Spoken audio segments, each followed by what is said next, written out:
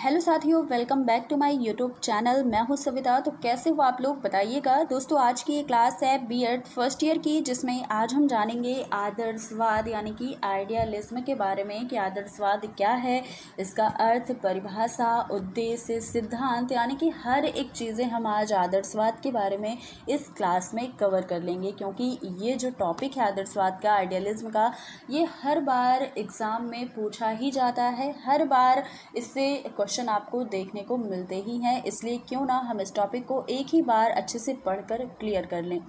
तो आज मैं इस वीडियो को लेकर आई हूँ आप सबके लिए, और ये वीडियो बहुत ही ज़्यादा हेल्पफुल होगी आपके एग्ज़ाम के लिए। इससे आपको क्वेश्चन देखने को ही मिलेंगे। तो आप इस वीडियो को पूरा देखिएगा बिना स्किप किए, और आपका ये टॉपिक अच्छे से कवर हो जाएगा। तो अगर लास्ट में अगर आपको ये वीडियो अच्छी लगी तो लाइक शेयर कर दीजिएगा, और चैनल पर अगर पहली बार हो, अब तक सब्सक्राइब ना किया हो तो कर लीजिएगा। तो चलिए ज़्यादा देर ना करते हुए क्लास को स्टार्ट करते हैं। जानेंगे आदर्शवाद क्या है, आइडियलिज्म क्या है।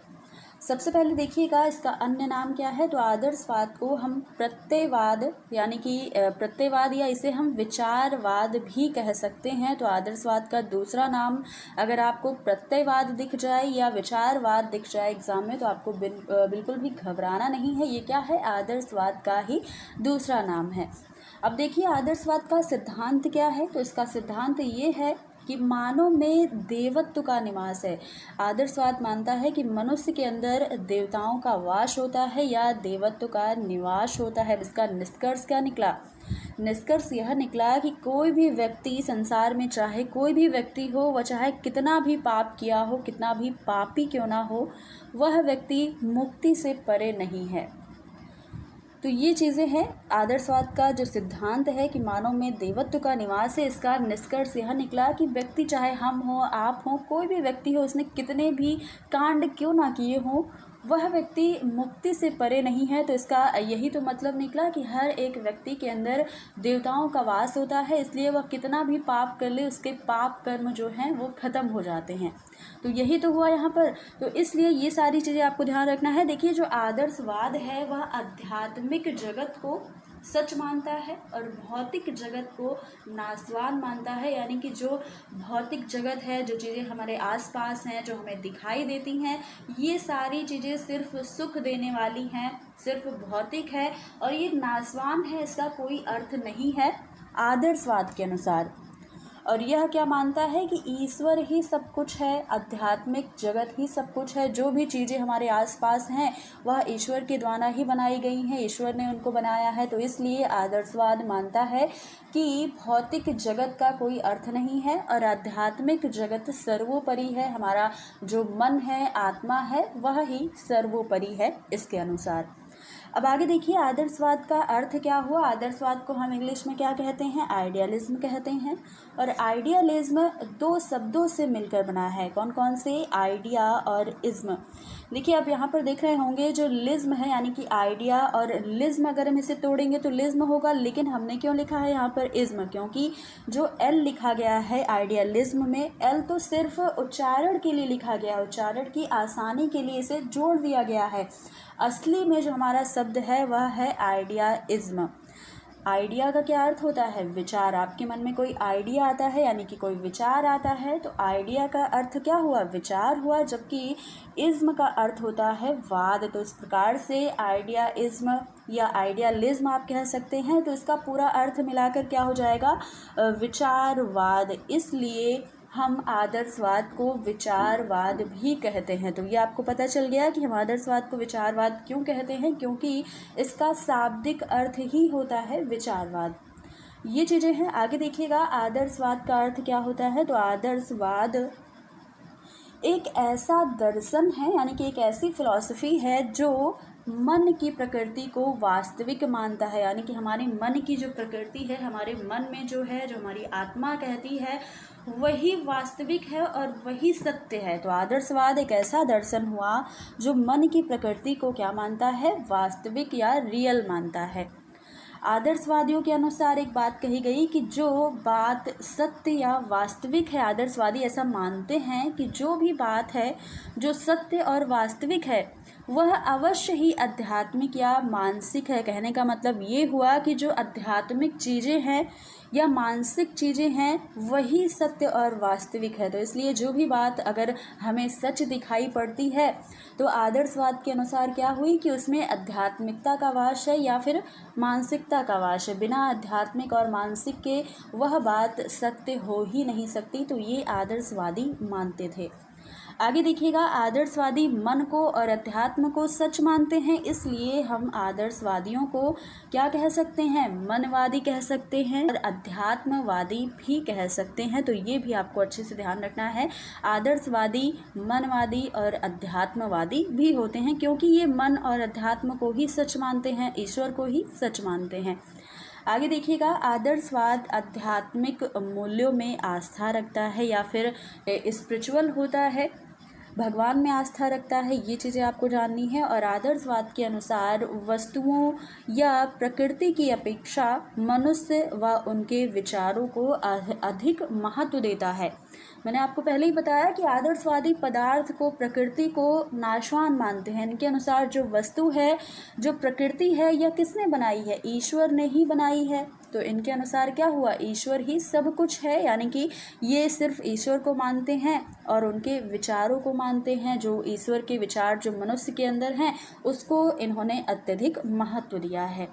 तो ये हुआ यहाँ पर बहुत ही क्लियर शब्दों में, बहुत ही कम शब्दों में आपको पता चल गया कि आदर्शवाद आखिर में क्या है। अगर मैं आपको यहाँ पर बहुत ज़्यादा कुछ लिख कर देती, कुछ पैरा अगर मैं लिख कर देती तो शायद आपको ना समझ में आता, लेकिन मैंने कई सारी बुक्स से कुछ छोटे छोटे पॉइंट्स जो अच्छे हैं और समझ में आपको आ सकते हैं और काफ़ी इम्पॉर्टेंट है, उन पॉइंट्स को मैंने यहाँ पर लिखा है, अलग से खुद से नोट्स बनाया है, तब जाकर मैं आपको ये चीज़ें बता रही हूँ। तो आई होप आपको अब आदर्शवाद का अर्थ जो है वो क्लियर हो गया होगा। बस आपको एक लाइन याद रखनी है आदर्शवाद के बारे में कि आदर्शवादी जो हैं वो ईश्वर को सब कुछ मानते हैं, क्या है, आध्यात्मिक जगत को सर्वोपरि मानते हैं या सत्य मानते हैं। बस अगर आप इतना याद रख लेंगे तो आप आसानी से अपने पेपर में अच्छे से लिख पाएंगे। चाहे आपको कितना भी बड़ा आंसर क्यों ना लिखना हो, आप उसे अपने शब्दों में अच्छे से डिफाइन कर सकते हैं। तो ये चीज़ें हैं। आगे हम देखेंगे कि आदर्शवाद की परिभाषा क्या है, कौन कौन सी परिभाषा है, किन आदर्शवादियों ने परिभाषा दी है। तो पहली परिभाषा हॉर्न महोदय के अनुसार है। इन्होंने कहा कि आदर्शवाद का सार है कि ब्रह्मांड बुद्धि और इच्छा की एक अभिव्यक्ति है। क्या है, जो हमारा ब्रह्मांड है वो बुद्धि और इच्छा की एक अभिव्यक्ति मात्र है और विश्व के स्थायी तत्व की प्रकृति मानसिक है और भौतिकता की बुद्धि द्वारा व्याख्या की जाती है। तो ये इसका मतलब क्या हुआ कि ये सिर्फ हमारे मन को और हमारी इच्छा या ईश्वर को ही सत्य मानते हैं। इनके अनुसार जो ब्रह्मांड है, जो भौतिकता है, वो सिर्फ हमारे मन की व्याख्या है, जो हमने अपने मन से जो चीज़ मानी है कि हमारी प्रकृति है, हमारा ब्रह्मांड है, ये सारी चीज़ें क्या है, हमारी बुद्धि के अनुसार व्याख्या की गई हुई चीज़ें हैं। ये परिभाषा हॉर्न महोदय ने दी। आगे देखिएगा, हेंडरसन ने कहा कि आदर्शवाद मनुष्य के आध्यात्मिक पक्ष पर क्या देता है, बल देता है या आध्यात्मिक पक्ष को मानता है। तो ये दोनों परिभाषा है जो आपको याद रखनी है, काफ़ी इम्पॉर्टेंट है। अगर आप अपने एग्ज़ाम में 1 से 2 परिभाषा अगर आप लिखते हैं तो आपको अच्छे मार्क्स मिल जाएंगे। ज़्यादा परिभाषा आपको नहीं लिखनी है कि आप 10-15 परिभाषा ही लिख दें, इससे कोई भी असर नहीं पड़ता है। बस अच्छे से आपको क्लियर लिखना होता है, ये चीज़ें हैं। आगे देखिएगा, आदर्शवाद का सिद्धांत क्या है। अगर ये बात करें तो पहला सिद्धांत है कि बाह्य संसार हमारे मन और आत्मा के द्वारा अंकित किया गया केवल एक दृश्य मात्र है। जो चीज़ें हमें दिखाई देती हैं, संसार जो हमारा है, आसपास की चीज़ें हैं, वो क्या है, सिर्फ हमारे मन और आत्मा के द्वारा अंकित किया हुआ या मान लिया हुआ सिर्फ एक दृश्य है, एक नज़ारा मात्र है बस, और वो सत्य नहीं है। ये हो गया एक सिद्धांत। अगला है कि सत्य ज्ञान को प्राप्त करने का सच्चा साधन क्या है। अगर आपको सत्य ज्ञान का प्राप्त करना है, सत्य आप प्राप्त करना चाहते हैं, तो उसका साधन है हमारा विवेक और हमारी मानसिक या आध्यात्मिक दृष्टि। अगर आप सत्य ज्ञान को प्राप्त करना चाहते हैं तो क्या होगा, आपका देखना, आपका नज़रिया आध्यात्मिक होना चाहिए, आपकी मानसिकता आध्यात्मिक होनी चाहिए और आपकी बुद्धि जो है वह भी आध्यात्मिक तरीके से कार्य करेगी। तो आप सत्य ज्ञान को प्राप्त कर सकते हैं आदर्शवाद के अनुसार। आगे देखिएगा, आदर्शवाद आध्यात्मिक मूल्यों में आस्था रखता है, ये तो आप सभी को पता चल गया। और आदर्शवाद मनुष्य के व्यक्तित्व के विकास पर बल देता है। इनके अनुसार मनुष्य के व्यक्तित्व का विकास होना चाहिए, मनुष्य की पर्सनालिटी जो आपकी है वो बेहतर होनी चाहिए आदर्शवाद के अनुसार। अब आगे देखेंगे आदर्शवाद के कुछ उद्देश्य हैं, कौन कौन से हैं। तो पहला उद्देश्य ये है इसका कि व्यक्तित्व का उत्कर्ष या आत्मानुभूति करना, यानी कि आत्मा की सर्वोच्च जो शक्तियां हैं और क्षमता है उनको वास्तविक रूप देना, ये आदर्शवाद का उद्देश्य है।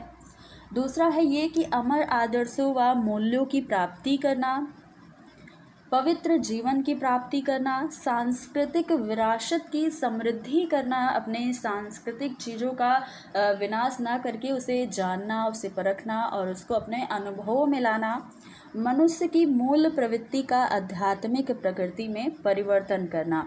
तो ये सारे उद्देश्य आते हैं आदर्शवाद को जो प्राप्त करना है आदर्शवाद के अनुसार। आगे हम देखेंगे आदर्शवाद का पाठ्यक्रम क्या है, कैसा है, क्या क्या चीज़ें होनी चाहिए इसके अनुसार। तो आदर्शवादियों ने पाठ्यक्रम पर बहुत प्रभाव डाला है। पहला ये कि पाठ्यक्रम के आधार जीवन के सर्वोच्च आदर्श होने चाहिए, हमारा जो जीवन है उसके आदर्श अच्छे होने चाहिए।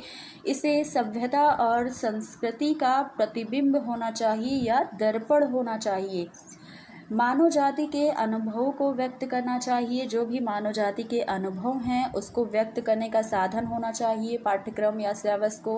और पाठ्यक्रम में विभिन्न विज्ञान व मानव शास्त्रों को स्थान मिलना चाहिए, जिससे आगे जो पीढ़ी है आगे की, वह मानव शास्त्र को स्थान जब दिया जाएगा पाठ्यक्रम में या विज्ञान को दिया जाएगा स्थान, तो पहले की जो सांस्कृतिक चीज़ें हैं, हमारी सभ्यता जो है वो नष्ट नहीं होगी और आगे पीढ़ियों तक भी पहुंचती रहेगी।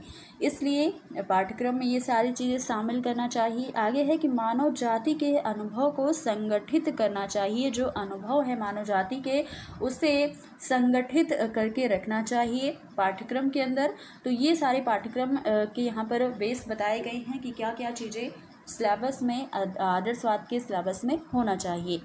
अब आगे एक चीज़ और बचती है, कुछ प्रमुख आदर्शवादी जो हैं, जो आदर्शवाद को प्रमुख मानते हैं या सर्वोच्च मानते हैं और इसकी व्याख्या भी करते हैं। तो कौन कौन लोग हैं? सबसे पहले प्लेटो, नन, रॉस, अरस्तु, फ्रॉबेल और पेस्टोलॉजी आदि भी हैं। तो इन सभी का नाम आपको याद रखना है। कभी कभी पूछ देता है वेरी शॉर्ट में कि आदर्शवादियों में से कौन से हैं, कौन से नहीं हैं, या फिर आदर्शवादियों के कुछ नाम बताइए, 5 या 10 ऐसे अगर कह देगा तो आपको लिखना पड़ेगा, इसलिए कुछ नाम आपको याद यहाँ पर रखने पड़ेंगे। तो ये था आज का हमारा टॉपिक आदर्शवाद का, जिसमें हमने कई सारी चीज़ें बहुत ही आसान शब्दों में देखी हैं। आई होप आपको ये टॉपिक अच्छे से क्लियर हो चुका होगा। आदर्शवाद क्या है, इसकी परिभाषा क्या है, इसका उद्देश्य क्या है, सारी चीज़ें।